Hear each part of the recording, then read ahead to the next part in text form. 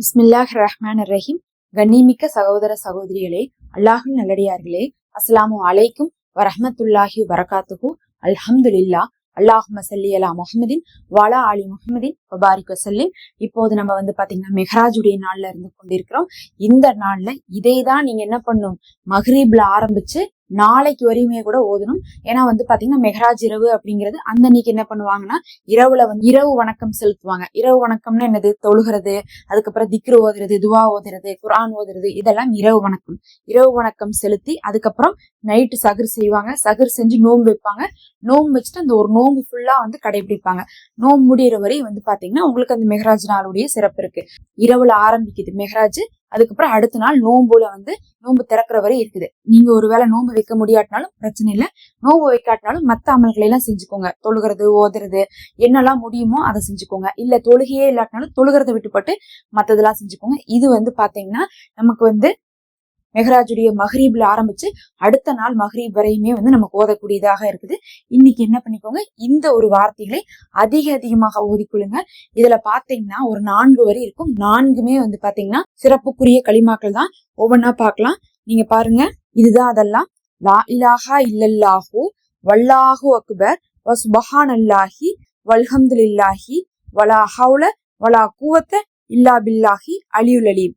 முதல்ல என்ன கொடுத்திருக்காங்க, லா இலாஹா இல்லல்லாஹு வல்லாஹு அக்பர். ஃபர்ஸ்ட் வணக்கத்துக்குரியவன் அல்லாஹ் ஒருவனை தவிர வேறு யாரும் இல்லை, இன்னும் அல்லாஹ் தான் மிகப்பெரியவன் அப்படின்னு கொடுத்திருக்காங்க. அடுத்தது சுபஹானல்லாஹி வல்ஹம்துலில்லாஹி கொடுத்திருக்காங்க. அல்லாஹு பரிசுத்தமானவன், அவனுக்கே புகழனைத்தும்.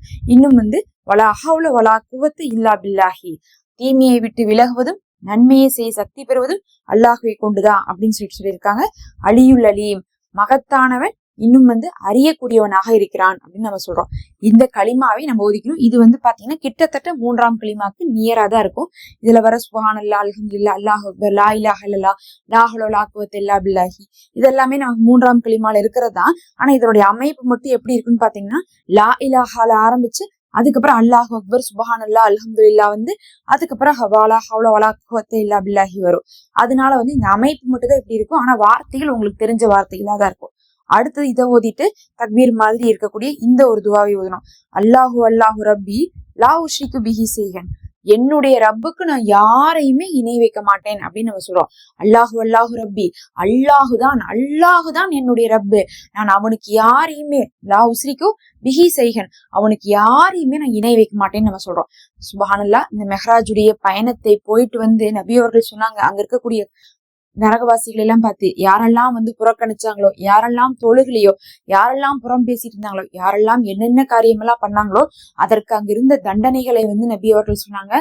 அதை சொல்லியும் கூட பாத்தீங்கன்னா நிறைய பேர் என்ன பண்ணிட்டாங்க, அந்த செய்திகளை நம்ப மறுத்துட்டாங்க. ஏன்னா அப்ப இந்த மாதிரி பயணம் எல்லாம் செல்ல முடியாதுங்கிறதுனால எப்படி இப்படி சென்றிருப்பாங்க, அதுக்கெல்லாம் வாய்ப்பு இல்லப்பா அப்படிங்கிற மாதிரி என்ன ஆயிட்டாங்க, மக்கள் மாறி நிறைய பேர் வழி தவறி போனாங்க. அல்லாஹ் காப்பாத்தணும். ஆனா நாம இந்த செய்தியை என்ன பண்றோம், நம்புறோம். அல்லாஹு அல்லாஹு ரப்பி லா உஷ்ரிகு பிஹி ஷைஅன், நான் அல்லாஹுக்கு யாரையும் இணை வைக்க மாட்டேன், நான் அல்லாஹ் சொன்னதையும் அல்லாஹுடைய தூதர் சொன்னதையும் நான் நம்புறேன், அது அல்லாஹுதான் எங்களுக்கு அத்தாட்சியாக ஆக்கியிருக்கான் அப்படின்னு சொல்லிட்டு நம்ம சொல்றோம். அதுக்கப்புறம் கடைசியாக பாத்தீங்கன்னா லா உஷ்ரிகு பி ரப்பி அஹதா, அதுலயும் பாத்தீங்கன்னா அல்லாஹுக்கு நான் ஒருவனை கூட இணை வைக்க மாட்டேன் அப்படின்னு நம்ம சொல்றோம்.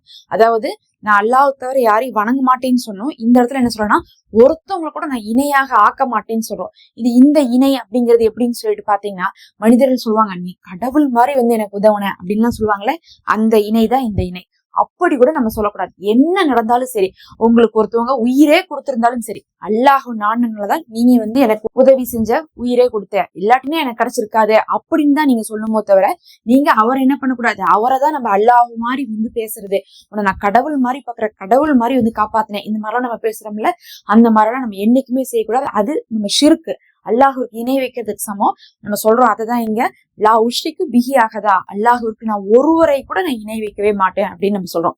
இது பாத்தீங்கன்னா ரொம்ப சிறப்புக்குரிய வார்த்தை. இதுல திக்ரும் இருக்குது, அதுக்கப்புறம் களிமாவும் இருக்கு. களிமானாவே அவன் ஒருவன் தான் வணக்கத்துக்குரியவன் சொல்றதுதான் நம்ம களிமான்னு சொல்லுவோம். அது இல்லாம பாத்தீங்கன்னா இதுல வாக்குறுதி கொடுக்குற மாதிரி அல்லாஹுவை மட்டுமே வணங்குவோம்னு சொல்லிட்டு ஏத்துக்கொள்ளக்கூடிய சில விஷயங்களும் இருக்கு. இதேதான் இன்னைக்கு பாத்தீங்கன்னா மஹ்ரீப்ல தொடங்கி நாளைக்கு மஹ்ரீப் வரையும் ஓதிக்கொண்டே இருங்க. மஹ்ரீப்ல ஓதுங்க, இரவுல ஓதுங்க, இரவு முழிச்சிருந்தா ஓதுங்க, சஹர் செய்யும் போது ஓதுங்க, அடுத்த நாள் முழுவதும் ஓதுங்க. வெள்ளிக்கிழமையை ஆரம்பிச்சு சனிக்கிழமை வரை நீங்க ஓதணும். நம்ம தொடர்ந்து மெஹராஜ் இரவுல ஓதக்கூடிய சூறாக்கள் போட்டிருக்க ஒரு 7 சூறாக்கள், அதனுடைய லிங்க் நான் கொடுக்குறேன். அதையும் கிளிக் பண்ணி அந்த சூறாக்களையும் ஓதி வைத்துக் கொள்ளுங்க. வருஷம் முழுவதும் அதனுடைய பலன் உங்களுக்கு கிடைக்கும். அஸ்ஸலாமு அலைக்கும்